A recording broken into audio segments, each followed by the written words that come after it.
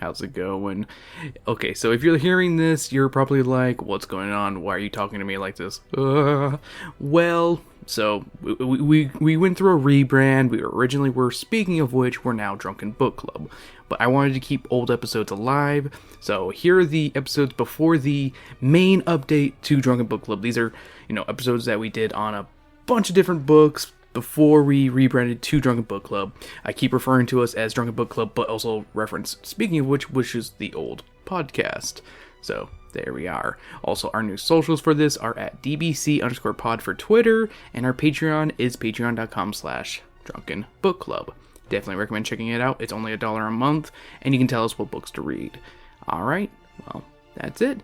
You guys enjoy the episode. Bye-bye. Hey, just wanted to kind of let you all know that we've restarted our Patreon at patreon.com/speaking of which. There's a bunch of new tier options out there for you guys. Really hope you guys can help support us, because we do this completely for free because we can, but we could really use the additional support, especially in these kind of trying times. So without further ado, here's the newest episode, and thanks. Also, if you do start pitching, every episode's going to start this way from now on, so haha, suckers, you always have to hear it, and you'll always get to hear your name, even if you just pitch $1. So hey, we appreciate it, and stay tuned.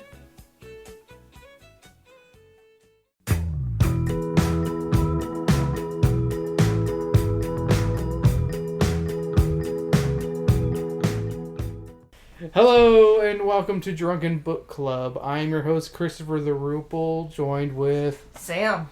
And this week... Oh shit, I left my book over there. Hold on. Oopsies.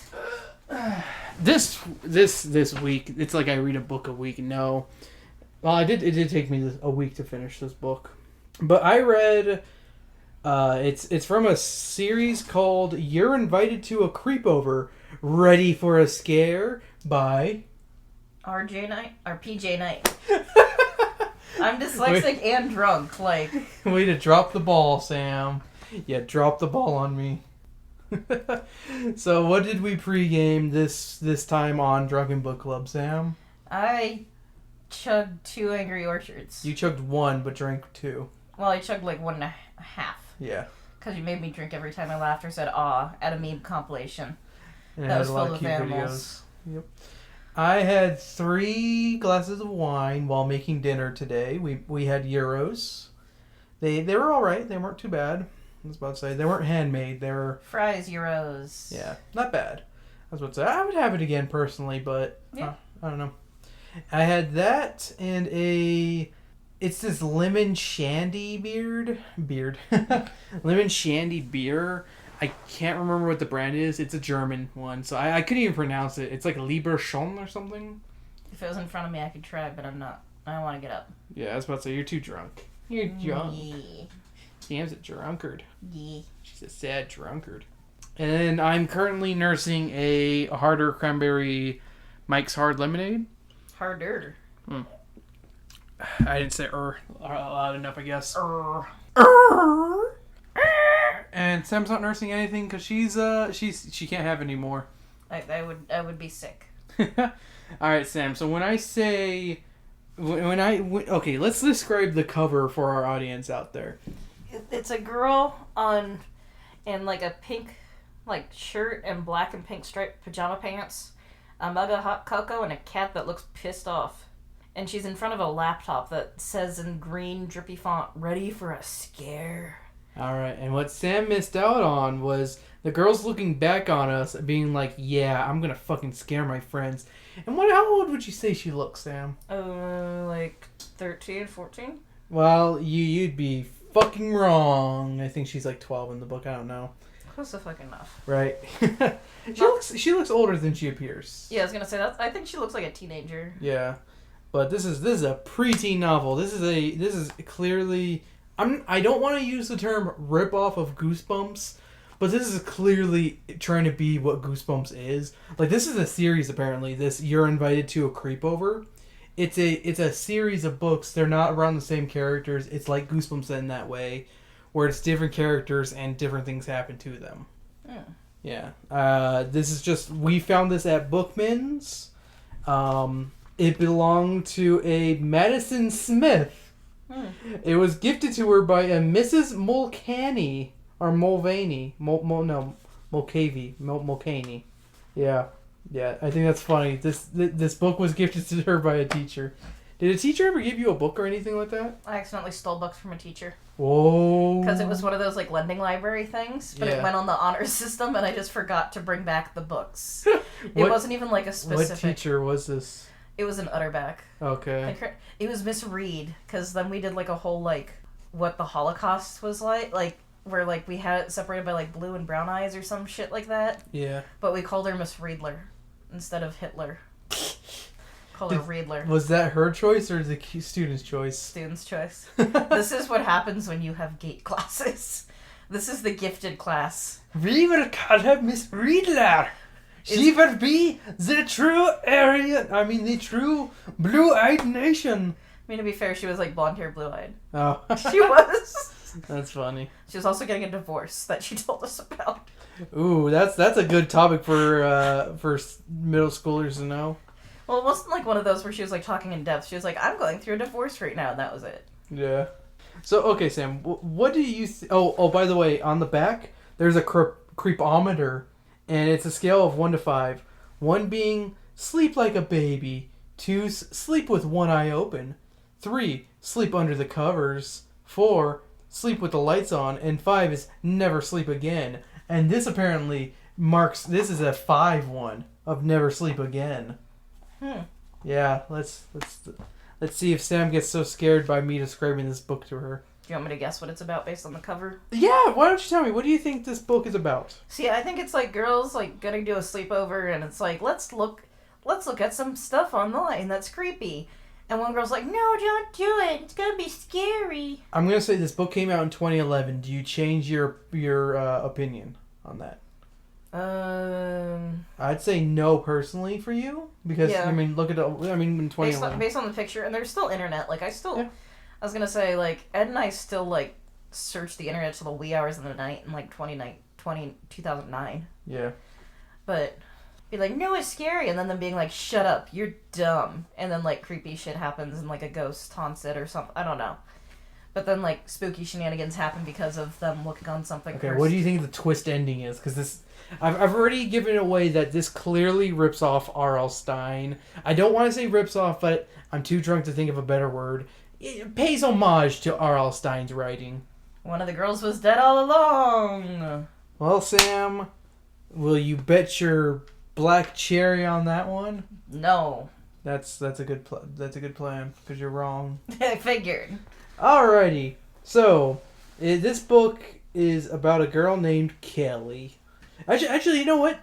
Before anything, the tale begins. Our tale begins with a girl freezing to death in the snow and unable to get back inside. She keeps saying she will get revenge on whoever did this to her, and that's how the prologue ends. Okay. So here we go. So Kelly is excited for her birthday party sleepover with her 2 friends tonight. Her little brother Ryan says Mom and Dad called from the airport and said they are stuck in Philadelphia. How does that make you feel, Sam? Why would they... What? I just think the parents had poor planning. Why would they be out of town on their kid's birthday? Birthday weekend. Still, if the kid's celebrating their birthday that weekend, that's just a dick They're in move. Vermont. Vermont's not that far from Philly. Yeah, but still, like, why not Like, just... they thought they could make it. Okay. It was Dad's poor planning, is what Mom said over the phone. Fucking Dad. And then it started to snow and they couldn't get back in time. Fucking Dad. Soon her parents call and inform her that they will be stuck in Philly for the night and that Chrissy Cox will be over later with a pizza to babysit them. But Kaylee complains she doesn't need a babysitter because she's old enough to take care of herself and her friends will be over. Her parents tell her that that's not going to happen this week, maybe next week. Kelly is butthurt over all of this and notices an article on her mom's bulletin board about a woman named Mary Owens, who died after a Christmas party when an avalanche smothered her to death. The chapter ends with this. I have to read it. Why does Mom have that on a bulletin board? Mom is a writer for like a kind of like you know how the Tucson Weekly, it's like that one of those kind of newspapers, but she's like part of like a historical ones. Oh, okay. And like she's in charge of that. Okay, to be fair, I thought it would be like one of those like kitchen recipe, like one of those like family ones. No. That's just a weird thing of like the lasagna recipe. Woman killed an avalanche. Remember to take Spotty out for a walk. Oh fuck! I wish I knew where I wanted to read on page 13. She glanced out the window over the sink. The sky remained its usual winter gray. Thick clouds, but no storm. All this craziness over nothing, she thought. I've been looking forward to the sleepover all week, and now I have to sit here with a babysitter? Totally bored? She had no idea of the horrors that lay ahead. Why can't she have her friends over, like, if the babysitter's still there? I mean, would you trust a teenage babysitter with 3 teenage girls? Or preteen girls? That's fair. And a little boy? That's fair. That's what. But it's also like they're 12. It's not like they're like infants. They're infants. You can't take care of that many. They're not gonna like eat battery. It's not. Kelly heads upstairs and IMs. That's right. She used instant messenger. Sweet. Yep. That takes me back to the days of Skype. Right. She IMs her 2 friends, Paige and June, and tells them the sleepover is canceled until next week. Then there's a commotion downstairs, and we hear Ryan charge up the stairs, 2 at a time, and he confronts his sister over a severed finger she left in the cookies. Like you do. Yeah. He demands she leaves him alone for the night, and she obliges with a triumphant smile, knowing she spooked him good. That's the book's words, not mine. Spooked him good. Yeah, they use the word spooked a lot. Spook. Their third friend, Spencer, logs into IM and is informed of the canceled slumber party. Kaylee gets a voicemail from her mom about how they arrived at their motel, and she's not happy. Mostly because, like, the motel is shit and her dad's an idiot. Because, again, Dad fucking sucks at planning. Yep. Yeah, they were trying to sell, because they also make blankets. Because that's, the dad's job. He makes blankets for, like, I think it's, like, the Vermont's blanket company or something. And they're trying to sell to Philly. Yeah. And apparently Vermont has really good wool blankets. Yeah. When we visit Vermont, we'll find out. We could also shop online. Why can't we go to Vermont? We can go to Vermont. I'm not saying... I want to visit Bernie Sanders and be like, yo, I wish you were president. Yeah. Yo, bye. And then get some wool blankets. Yeah, we'll cover Bernie like a sad cat. Wow. I am Bernie Sanders, and this makes me a sad cat. And this gives Kelly an idea for a classic scare about, her parents being stuck in a motel. They're gonna fuck. I actually need to read something. I'm gonna read the scary IM she made for them. So her screen name is Kooky Kel 2011. You guys won't believe what just happened to my parents. The taxi left them off in front of a rundown building on the far edge of Philly. The entire street was blanketed in drifts of snow. Even in the storm, my mom could see this was the kind of place you only checked into if you were desperate, which they were. The bricks were cracked, thick dust lined the windows, and the roof slumped in at a dangerous angle. The taxi pulled away, disappearing down the street, leaving them alone. Everything was completely silent. There were no other cars, no sounds, nothing.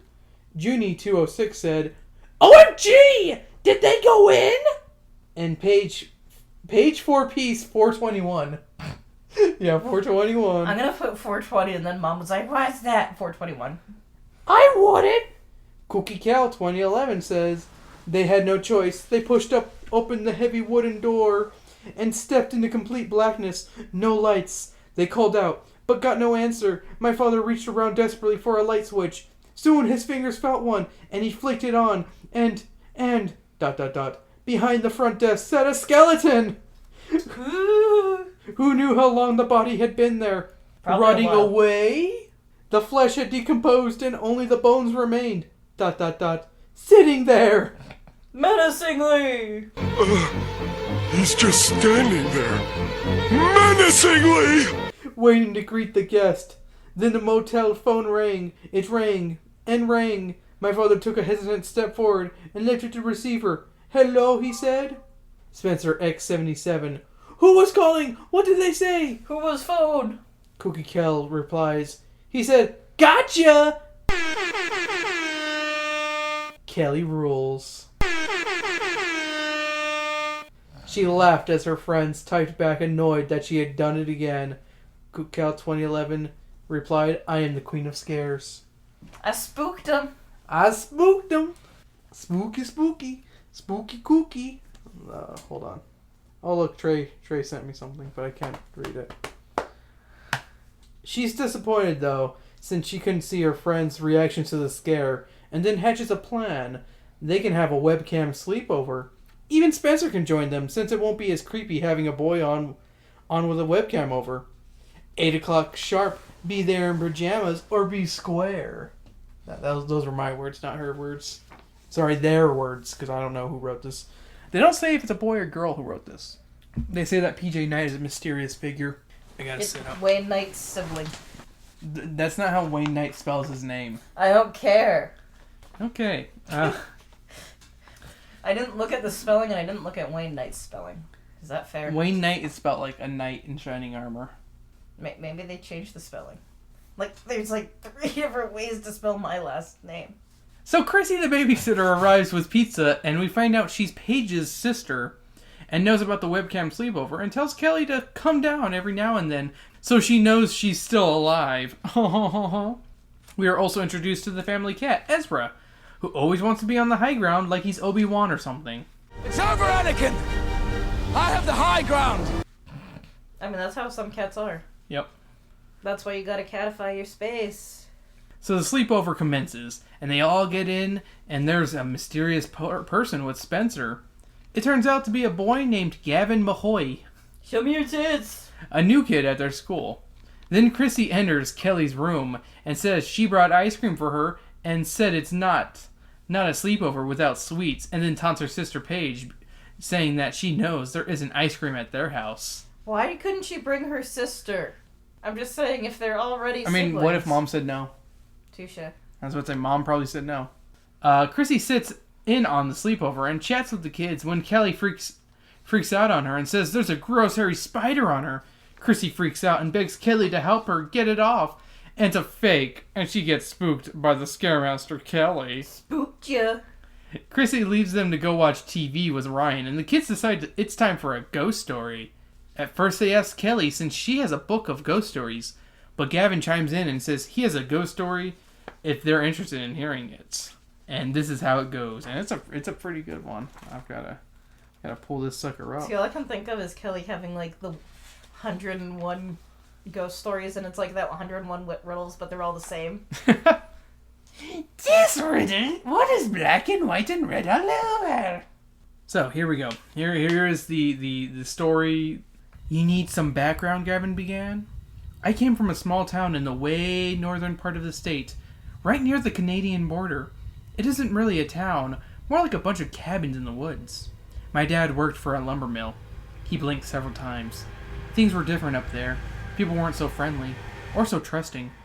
We pretty much kept to ourselves, except for one night every year. Kaylee leaned closer, studying Gavin's face. It had an intensity she had never seen before. Every year, on January 29th, we'd gather at the old Richardson place. It wasn't that we much liked the company. It was just accepted that, on a night like that, there was safety in numbers.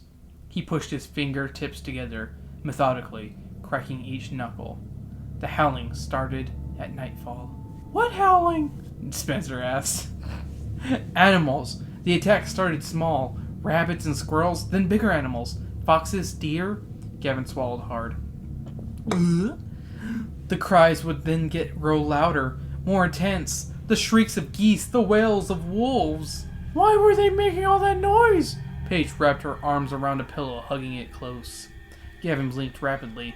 A nervous habit? Death is painful, vicious, especially under the powerful grip of the Lagad. The what? Was Gavin making this up? Normally, Kelly would have thought so, but that cold, faraway look in his eyes was a stare of someone who had witnessed horrible things. The people who were natives to the woods called it him, the Lagad, an ancient name. Who was it? Paige wanted to know. Gavin paused. Hard to tell. Some said it was a man who had turned into a hairy, ravenous creature. Some said it was a huge creature that had human-like traits. Whatever it was supernatural and deadly. Does it like pork chops? Yeah, it likes pork chops. It descended from the mountains on the one night every year as an act of revenge against the loggers who had destroyed its lair on that very day generations ago. The Lagad returned to settle the score. By killing animals? It warmed up with animals, he explained. As the hour grew later, it tracked people the same way some people hunt deer. ... Silently following tracks. ... Scents. Alone in your house, you were no match for Lagad. You would hear the crunch of its footsteps, maybe the crack of a twig, the scraping of its claws against your door. Then it was all over. Did you see it? June asked. His right eyelid twitched involuntarily as he measured his response. Yes. Kelly could hear herself breathing. Had the creature done something that had caused Gavin to leave his home, to move down here? Gavin stared into the distance, remembering that terrible time. My brother and I were home alone. We should have been at Richardson's place, keeping the vigil with everyone else. But we were waiting for my dad. His truck had broken down and he was coming from the mechanic to get us. It was too long a walk in the cold to Richardson's, so we waited. We waited too long. Kelly pulled her sweatshirt sleeves over her hands. The darkness of the room cocooned her, transporting her to that desolate cabin in the northern woods. We were upstairs when we heard the noises at the back door. Grunts. Pounding. We huddled together, terrified. It was here. It was coming for us. There was nowhere to hide. And then we heard the splintering of wood. Kelly could hear the scraping of the creature's claws, the cracking of the door, as the creature banged its way into the cabin.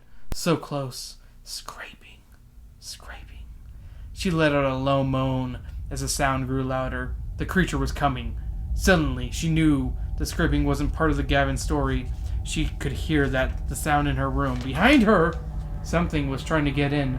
Something was trying to get her. She rolled around. Nothing. She scanned the darkness. Her monitor threw off enough light to make out the outlines of her bed, night table, and dresser. Gavin continued to speak, but she tuned him out. Slowly, she stood. Her legs trembled as the scraping came again from the window. Her hands freezing with fear, she edged away from the desk and stepped silently toward the window. Ding, ding, ding, ding, ding. Do-do-do. So the noise, you asked, Sam? What do you think it is? Ezra. Nope, it was just branches scratching the window. Oh, okay. Fucking fake-ass scare. I figured. She then decides she won't be scared and will continue being the one who scares for the night. Paige then throws out the idea of summoning the dead. Spencer says John Lennon. June says Cleopatra, and they both get shot down. Paige recommends the idea of someone from their town, someone who died long ago, and Kelly has the perfect person. She will summon forth Miss Mary Owens. Let's read a little bit about Miss Mary Owens on page 39. I'll tell you about Mary. She paused as the old heater in the attic above her clanked, revving up to fight the cold creeping through the ancient wood siding. The wind gusted and the branches rattled against the house. She died on a night like this. How do you know about her? Paige asked. Kelly told them about the article she read that afternoon. The year was 1966. Mary was young, like Chrissy's age. She'd come to our town to visit her aunt for the holidays. Her aunt lived out past the McMaster farm, near the base of the big mountain. Back then, there were no strip malls, just houses and farms. And in Vermont, in the winter, there was snow. Lots and lots of it. She paused to recollect the story. Her aunt threw a large party. Lots of people. Caroling and food and holiday cheer. Mary had an eye for beauty. She decorated her aunt's tree with dozens of candy canes. She wove garlands with those round red and white peppermint candies and strung them around the rooms. Guests remarked on the scent of peppermint that filled the house. Mary even placed mints on a string and wore it as a necklace, surrounding herself with the holiday aroma. It sounds very sticky. Yes, it does, actually. Like, that sounds gross. Now, crafty is nice where grown-ups are concerned, but Mary was beautiful too. So, of course, the local boys at the party noticed her. And, of course, the local girls noticed the local boys noticing Mary. And some of the local girls also noticed Mary, too. Yes, they did. Well, I just said that. Which didn't go over us so well. Especially some of those boys were the boyfriends of some of those jealous girls. Kelly pictured Mary sitting by the fireplace in her red and white dress, laughing slightly as a group of boys brought her punch and iced gingerbread cookies. Good for Mary. Not so good for the ignored girlfriends. During the party, the phone rang. The caller asked for Miss Mary. Mary took the call in the privacy of the kitchen, but she didn't go back to the party. No one noticed it at first. She immediately went out the back door, wearing only her party dress. Snow had started to fall, and now was on its way. No one would even know who called or what the caller had said. But something drove Mary to walk through the snow without a coat, to the shed at the farthest part of the property in the darkness of a freezing winter night. What happened? Spencer asked. Before this, there had been days and days of storms. Wet, heavy snow was piled everywhere. A huge mound of snow and ice had accumulated on the shed roof. Mary entered the rickety shed alone. Why? Who knows? The door must have slammed behind her, setting off an avalanche of the snow on the roof. The rumbling was deafening. There was no time to run, nowhere to go. Tons of snow crashed in a wave as the roof crumbled. Mary was found the next morning. The article said the smell of mint filled the destroyed cabin. She had tried to claw her way out of the suffocating whiteness, and her bare hands were frozen in place. Her mouth was forever stuck in a horrified scream. She had been buried alive. The faint whirring of her computer was the only sound Kelly could hear. Her friends remained silent, their thoughts with the helpless girl. Do I need to continue? Oh, yes, I do, actually. Kelly continued. Some of the girls from the party were suspected of luring her out there, but no one could prove anything. It could have been anyone. A secret past, perhaps? And no one could have known after all that heavy snow would have thundered down. The case is still unsolved.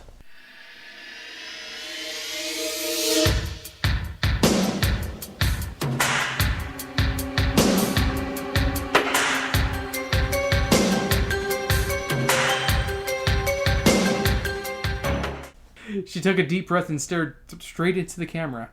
People say that Mary's spirit hasn't left the area. They say that she wanders about on the snowiest nights. They say that she strikes out at the young, trying to take their life the way her life was taken tragically early. So they agree on finding Mary, so they all turn off their phones. All of them grab reflective surfaced items and spin a circle 13 times, and with each rotation, saying Miss Mary.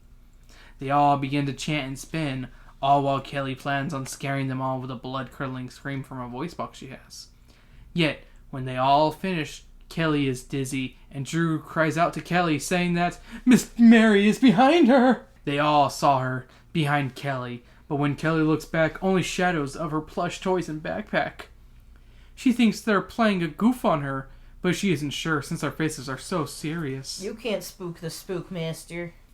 Kelly's a little freaked out and wants to do the ritual again so she can see Miss Mary. Everyone agrees to do it except Gavin.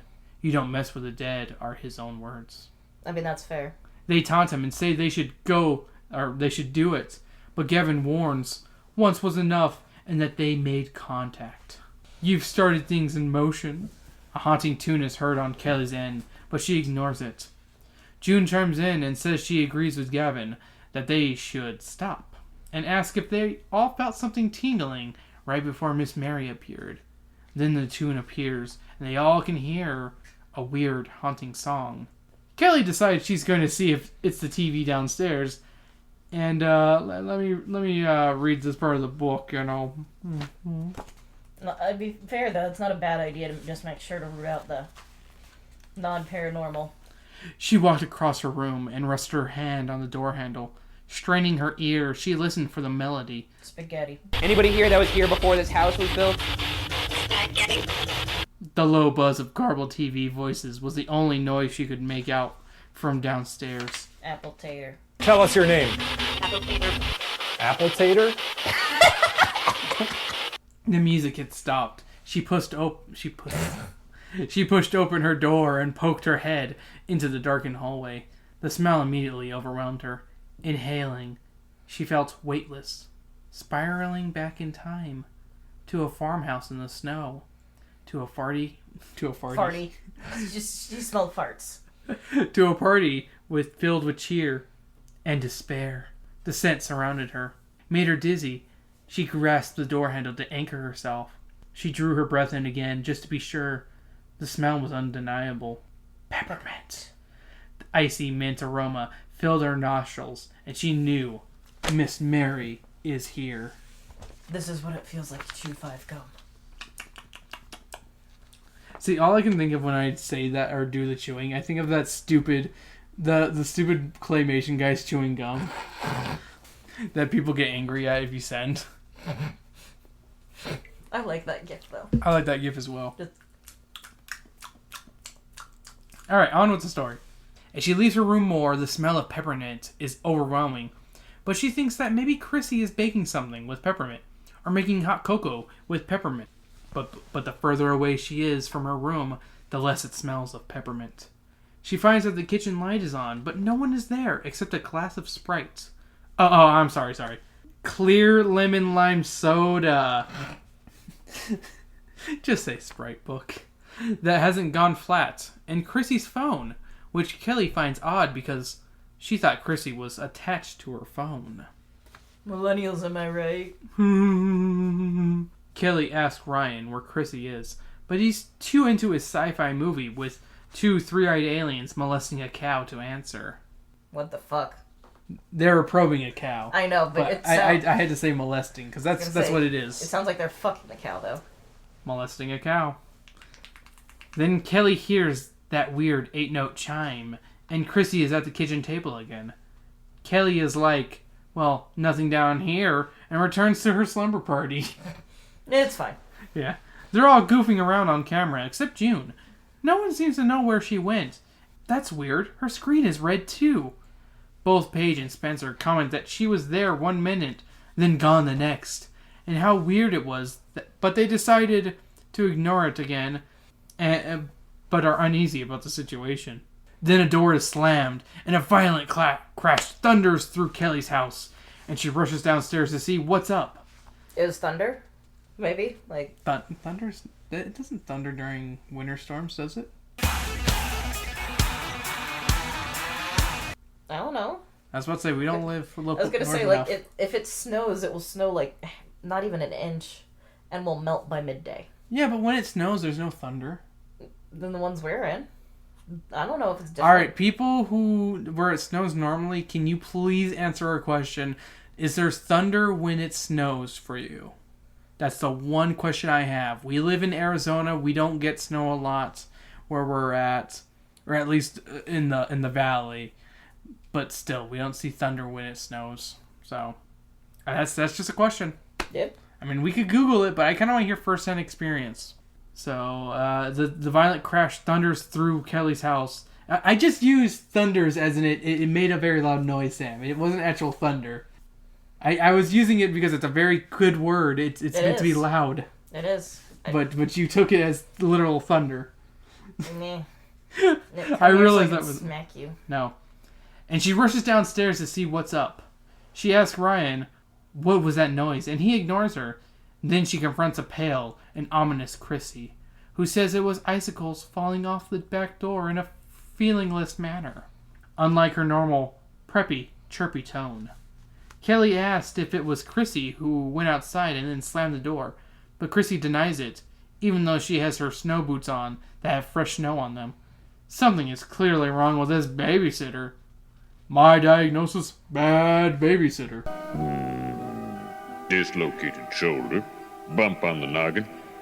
My diagnosis, bad babysitting. Chrissy finally says that Kelly should go back upstairs because she wouldn't want her to be downstairs. She wouldn't want her to be down there. I'm going to kill your brother now.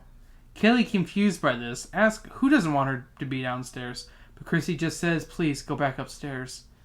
Kelly contemplates calling her parents, but decides against it because what can they do except worry? So she says whatever and heads upstairs to ask Paige if she knows what's wrong with her bitch-ass sister.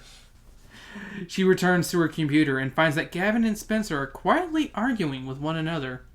June's screen is still crimson, and now Paige's screen is crimsons and clovers too.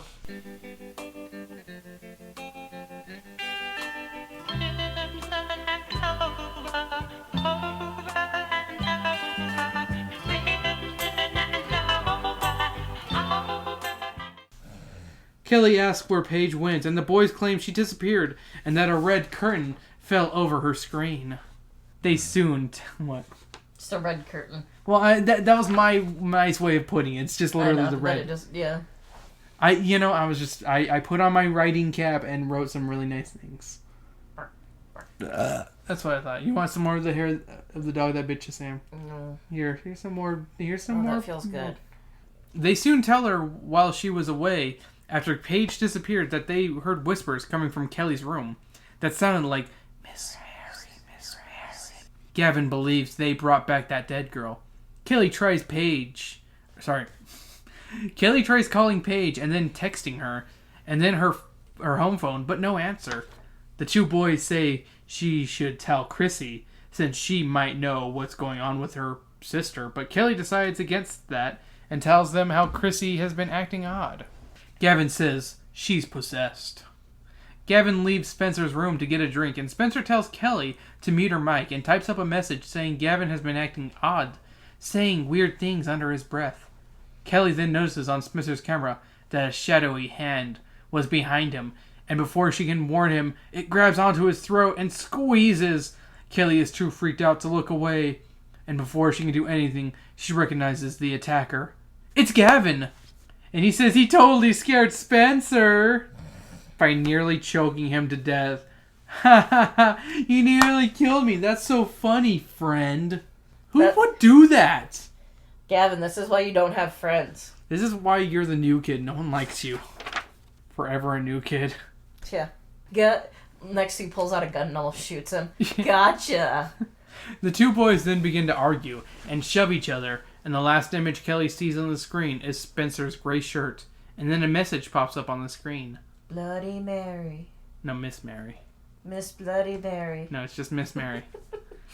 Spence X77 is offline. But it turns out that he did it so he could prevent Gavin from seeing their private messages, and he logs back in and checks on her. But before she can respond, the connection ends. Did the power go out? She wondered. Nope, the lights are still on, and then she notices the message of connection is temporarily unavailable. She tries to reset the modem, but still no connection. Did she have the modem in her room? Yeah, it's apparently in her room. Damn. I know, right? Fucking rich-ass Vermontians. Yeah, I was gonna say, like, my parents would be like, that's not going in your room. Right? She then texts Spencer if his internet is down, and he confirms it is. She waits to see if a signal will pick up, and eventually it does. And she gets back on, and Gavin and Spencer are still chilling with one another like nothing happened, but Kelly is unable to connect with June or Paige. So they hatch a plan to meet up at Kelly's and find out what's going on with the two girls. So Kelly waits for them to show up, but after 15 minutes, she gets fed up and checks to see if the doorbell is busted or something, because they live across the street. Okay. They all live within, like, the same block. Okay, that makes sense. Yeah, so I forgot to mention that earlier. So that makes sense. Yeah. When she leaves her room, the peppermint scent is still there. She rushes downstairs and bursts open the front door, and nobody is there. She looks across the street at Spencer's house, but sees that the house is pitch black, like nobody is even home. She decides to wait downstairs for them to arrive and sits with Ryan on the couch. Before she can even comment on whatever alien sci-fi movie he's watching, she realizes he's watching a program, which I gotta read what the description is, because it's pretty fucking funny what he's watching. And this is probably the most interested thing you'll be into, Sam, because I talked to you about this one. This is like the only thing I really talked to you about was weird things. So this is what the program is. 3 women in shorts and colorful tank tops stood in a row. They squatted in unison.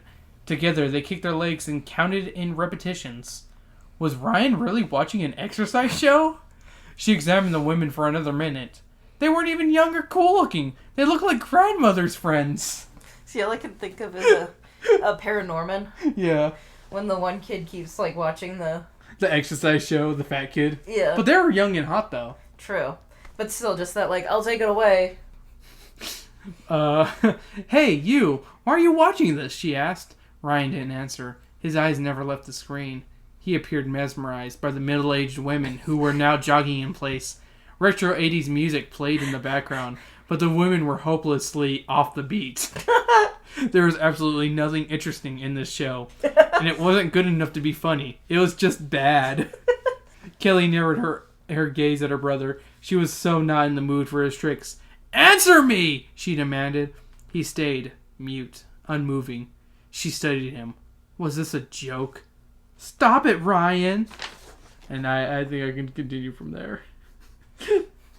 So yeah, you weren't disappointed, were you, Sam? That is beautiful. And Ryan is just staring, unblinking, even when she waves a hand in front of his face and shakes him violently. He's just a limp, frozen body. Kelly thinks he's... ... possessed? Nah, he dead. And Yeah. yes, I have to put the Family Guy. I tell you, he dead. I tell you, he did. The Colonel! She decides to call her mother, but decides on not telling her what's going on and saying everything is fine. Mom asks if Christy wants to talk with her, and that gives Kelly an idea. So she says her byes before the line dies and goes to the kitchen to confide in Chrissy. But when she gets there, there's a tornado of paper swirling in there. The outside door is open and letting the cool air in. And where's Chrissy? Kelly screams her name, but no response. Kelly closes the door. Then she walks over to the desk where all the papers came from and notices a single paper with a picture on it, sitting smack dab in the middle. It's the article about Mary. Kelly is freaked out. The spirit has taken her friends, her brother, and her babysitter. She decides to call the police. But what the fuck are the police gonna do? Shoot it? Shoot the ghost! What, you think the police are gonna shoot Dracula, kid? Get the fuck out. See, all I can think of is the Springfield cops with the mummy. See, that I always think of the deleted extended version where they throw the gun at the mummy and it dodges the gun. Yeah, that's what I'm sad that isn't on there. That's what I think of, is just when he throws the gun, just... Bad cops, bad cops. Cops in Springfield. Bad cops, bad cops. She decides against it because, yeah, it's a dumb idea. She decides to look outside to see if Christy is out there. Since she had boots on earlier, she turns on the lights and looks around the snow. Or looks around. The snow hadn't really set yet, but she could see there were prints left outside. But it looks as if they were left by someone who was running. It had She's to not be... rid of running. It had to be Chrissy, but where was she? So Kelly decides it's time to take action and grabs her shotgun. No, she grabs her dad's snow boots that are next to the door and her green parka that's also by the door and goes outside. She slowly follows the footprints that were left behind and eventually she finds no more prints. So Kelly heads back home, but soon she hears someone else's feet crunching in the snow. Is it Chrissy, she wonders? No, the steps are too heavy. So Kelly runs back to the house, freaking out. And when she gets to the door, it won't budge. She's locked out. So Kelly says her prayers, but soon finds out it's only Gavin. She's happy to see someone she knows, but she demands to know where Spencer is. But Gavin doesn't know where he is and wants to go inside. She tells him it's locked, but they hear that haunting medley again. It's Chrissy's phone, and it's coming from inside the house. I mean, yeah, it's where it was the phone already was. in the house, but yeah. Gavin tells her to move over and let him try to get inside, and he opens the door with his dweeby strength. They rush inside, and it's just her and Gavin now. Gavin says that Spencer and his whole family disappeared, but before he can go on with his demented talk, Kelly notices the house is quiet. Ryan must have turned off the TV. She goes to check, and it is off, but Ryan isn't there anymore. She calls out for him, but no answer. Then, she rushes upstairs to see if he went to bed. Gavin follows quickly behind her. When she gets close to the top, she notices that behind her, she smells peppermint. It's coming from Gavin. Is he possessed? She asks if he smells peppermint too, and he says it's probably his peppermint gum and offers her a stick. She gets to Ryan's room and knocks. No answer. So she opens the door. And he's masturbating. When suddenly, sharp claws slash through her sweater, piercing the skin on her shoulders, and with that slashing, she hears an inhuman shrieking coming from her attacker. It's only Ezra the cat, and he's just freaked out. Kelly slips into Ryan's room and switches on the light. But there's no Ryan. So they both head back downstairs, but hear faint chanting somewhere in the house, and as soon as it appeared, it disappeared. Then the power goes out. They continue to go downstairs carefully and find the emergency flashlight when that creepy 8-note cell phone chime comes back. Someone is calling Chrissy's phone. Do they dare pick it up? So Kelly picks up the phone, and it's none other than Paige! Who do you think it was? Her boyfriend. Scruff McGruff.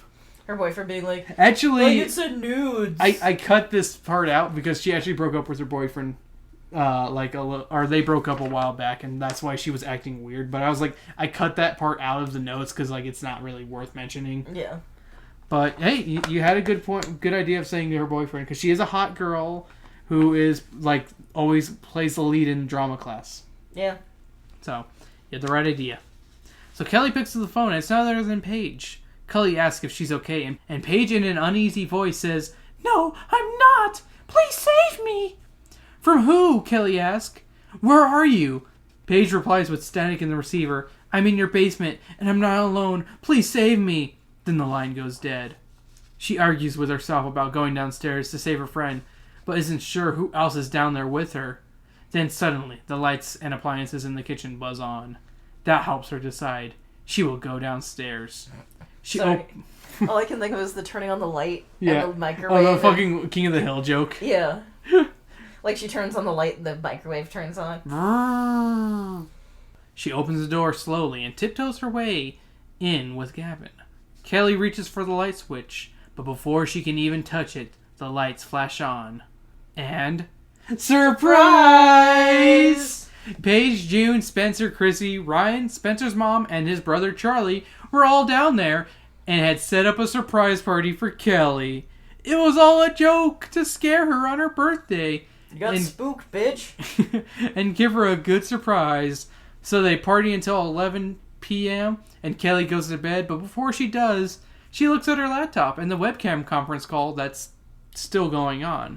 She looks at Spencer's room, and the Avatar poster, yes, she says that he has an Avatar poster, is staring right back at her. And let me just read you the last 2 pages of the And then book. it turns and it's blue furry butt cheek. He flashes blue furry butt cheeks. Isn't it the female on the poster? Blue furry butt cheeks are flashed. Yep. That's all I know. Like it just turns, just... Her friends, of course, weren't at their computers. The Avatar poster behind Spencer's desk filled the screen. Shadows covered the room. Spencer and Gavin were probably asleep. She paused before logging off. Then she smiled slyly. She'd send an email to the boys, a little something spooky to wake up to. Her fingers began to type, "Miss Mary, Miss Mary, Miss Mary." She chanted the words under her breath as she typed. She was about to hit send when she glanced up. Her breath caught in her throat. There, in the corner of Spencer's room, a figure shimmered. A woman in the shadows, reaching out to her. The figure moved closer, gliding toward the screen. Red dress, translucent skin pulled tight over protruding bones. A skeletal hand reaching out, pushing up against the screen, scratching and clawing as if trying to get through, to get out, to escape. Kelly whimpered, then sucked in her breath. She slammed her finger against the power button on the side of her laptop. In a moment, her screen turned dark. The ghostly figure was gone. She remained motionless in her chair. She stared at the screen. Her heart pounded. Had she seen what she had thought she'd seen? She shook her head. She couldn't have. It had been a long night. She was overtired. That was it. Definitely overtired. She inhaled deeply. She had to calm down. Breathe. She had to breathe. She exhaled, and then breathed in again, and began to shake. Peppermint. The overpowering scent of peppermint. The odor came from her computer, as if it was flowing out of the screen. She couldn't stop shaking. The smell, it was so strong. She thought back on the night. She had never told her friends about smelling the peppermint, and now she realized with horror that they had never mentioned it either. The aroma surrounded her, invading her throat, her nose. She thought about the words she'd just typed to Spencer. Miss Mary. Ding, ding, ding, ding, ding. So, what do you think, Sam? What do you think about that one? I think it was pretty clever. Right? I was about to say, I as a homage. I'm not saying ripoff. I'm saying homage now to Goosebumps. This does feel like a Goosebumps book in a lot of ways, including with all the pranks and stuff like that. Because that's like how a lot of Goosebumps books are. Is there's a lot of pranks and silly stuff like that. And I really enjoyed reading this one. Like, I actually, like, every now and then I was having a hard time putting it down and taking notes. I just wanted to keep reading and keep reading, but, I had to stop and take notes. But overall, I really like this one. Yeah. Like, I was about to say, are you sad you didn't get to read along with me, Sam? Nah, but it sounded good, though. Like, you couldn't finish this in less than an hour? I probably could have, but... I was about to say, I could have finished this in less than an hour if I didn't have to take notes. Yeah.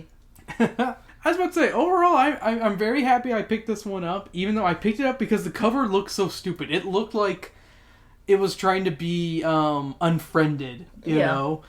Like, it looked like a dumb Unfriended parody or something. I only have 28 friends now. Yeah, something. That's not how Unfriended was. No, it was that she kept getting less and less friends. I'm thinking of, what's the one with the Skype horror movie? I don't remember. Isn't that Unfriended? It might have been Unfriended. I don't know. No, that's not it. Hold on. Okay, I gotta Google it real quick. I remember Unfriended where there was, like, video and stuff, but... That was the one with the woman who, what's it called? Who, like, literally friended that one chick and then she, like, killed herself, right? Something like that. Skype horror movie. Yeah, that's Unfriended. That's the one, yeah. The one I'm talking about is Unfriended. Now, the one that we're thinking of isn't that... No, Friend Request is the one that we're thinking of. Friend Request, there that was the so fucking bad Friend Request. Kind of hilarious in that bad. No, it wasn't even funny bad. It was just bad. Yeah, true. Because remember, we were trying to make fun of it, but it wasn't funny enough to make fun of. It wasn't like the Wishbox one, I can't remember. Wish Upon? Yeah. I think, oh my god, if you haven't seen Wish Upon, you have to see that. It is the best bad horror movie. I'm a slut for wontons. I'm a slut for wontons indeed. You need to get that out of your face, please. But, ready for a scare? I kind of want to read more of the PJ Knight books. Yeah? I was about to say, if I can ever find them on eBay or Bookmans or something, I might pick them up. I was about to say, I give this one a firm thumbs up. If you've got a kid who's like, Goosebumps is good, be like, no, this actually has some really good prose in there. There's some really well written stuff. One thing you said to me is that you thought, like, she didn't treat the, like, audience as dumb. Yeah. As dumb as, like, Goosebumps can sometimes. I wouldn't necessarily say, well, yeah, I would say that R.L. Stine kind of does treat audiences that way. I was about to say, I heard rumors that on his, I can't remember what it is when it's where you learn from someone, the master classes or something. Mm-hmm. Like, R.L. Stine has a master class, and, like, one of the things he says is that, like, he prefers writing for kids because kids haven't discovered sex yet to distract them, from wanting to read and stuff. And that's why he prefers writing for kids. So I can kind of understand, like, where he's coming from, where he can write something a little bit easier, write and kind of pass it off. But, like, when I read something like Ready for a Scare, I'm actually kind of surprised. It was very good. Like, I think it's definitely in the same vein as a Goosebumps book. I don't think I will collect these like I do the Goosebumps books, in all honesty. But you'll still look for them? I was about to say, if I find it for a fair, cheap price, I'll pick it up. I would definitely pick it up. I don't have anyone who's in the age range for it that I talk to or really know, I don't have anybody, like, most of the people who I know who have kids are too young for this, so maybe when they're old enough, I might be like, here you go, Yeah. I'd be like, this is better than Goosebumps, this is slightly better than Goosebumps. That's what I would say. It's slightly better than Goosebumps. Yeah. Any thoughts and opinions, Sam? I mean, it just sounds like a good, like, it didn't go quite the way I thought it was, but kind of in some ways. All right. How would you feel about reading the Bionicle book with me next time? I'll be down. You're actually gonna read the Bionicle book? Yes. You don't need to take notes. I'll take notes, but you can add on. Cool. That sound good? Sounds good. So it'll only take you like 30 minutes to read the Bionicle book, because we have. Can you pick it up for me, Sam? I want to know what the title is. Oh, God. Come on, you can do it. Don't throw up. Or do you want to do Animorphs? Let's do Bionicle. Okay. Where's the Bionicle? It's further away. It's by your yoga block. Wait, shouldn't we do I Survived next? Oh my god, we do need to do that. Holy shit, I forgot it's almost... Oh no, we can't sell anything else about that. That's all I'm gonna say. Oh my god, you're right. We have to do that one next. Thank you for reminding me. Holy shit. Okay, next Drunken Book Club for the kids book edition. You know what? Fuck it. I'm just gonna say it. We found a book called Sam, when we were at Bookman's, because I was kind of on a journey to find some bad / interesting looking kid books, and Sam saw a series called I Survived. And was that the first one you saw? I can't remember if it was that or the Pearl Harbor. Well, it's pretty much a series about, like, literally someone surviving a specific historical event. And we have one for 9/11. And I almost want to save it for next year, because next year it will be the 10th anniversary, or 20th anniversary. Yeah. But you know what? We should do it every year. I feel like we could find another 9/11 book. I feel like we need to find another kid 9/11 book for next year, but this year we're doing 9/11 times 10. 9,110. Thank you. There you go, Sam. But yeah, next Drunken Book Club is going to be the I Survived 9/11 book. All right, if you enjoyed what you heard, make sure to like us on the Facebook page of Speaking of Which Podcast. If you prefer Twitter, SOW_podcast. And if you enjoyed my sultry tones, follow me at _Rupel on Twitter or Instagram.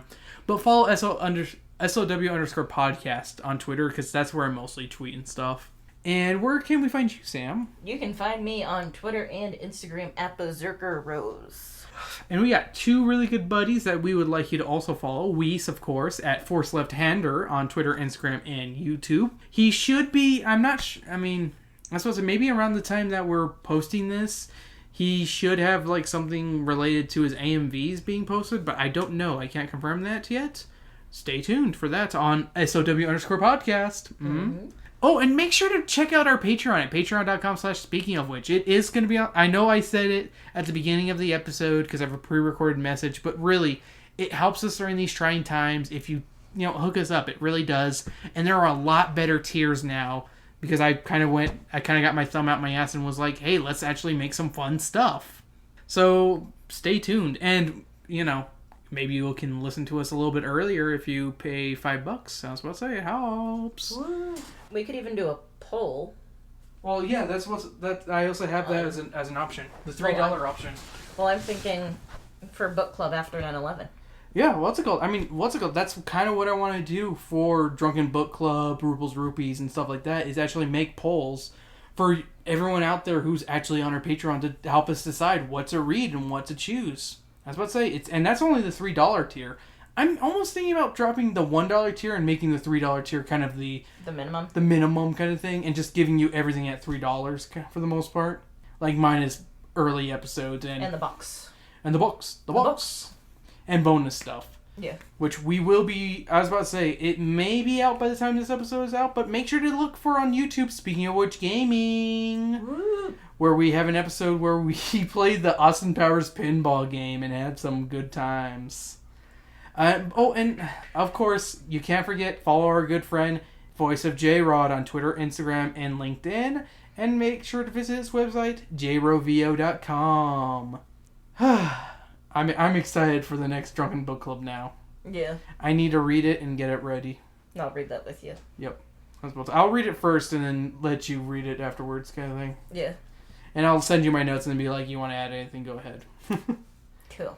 Alright, what song should we go out on this spooky, ready for a scare? Like, what kind of scary song can we put at the end of this? And don't say something stupid. I was going to try to go with like a peppermint song, but I can't think of anything. Ooh, we need a peppermint song. Oh, the peppermint twist! Yeah. Okay, we're going to put the peppermint twist at the end of this episode. So stay tuned for the next Drunken Book Club for We Survived 9/11, me and Sam. That could be a lot of different good songs at the end of that one. For 9/11? We could either go jingoistic, which I don't want to go. Yeah. Or we could go anti-jingoism. Like some of the songs, like Green Day. Yeah. Wake me up. No, I want to. Wonder you were 9/11 happened. I was sitting in the toilet. Crying over my ex-wife. Wake me up when September's over. St. Jimmy's coming round across the alleyway. Up on the boulevards, I got hand grenades. How about you sing clearly for people? Wait. I know what song to put at the end of this episode.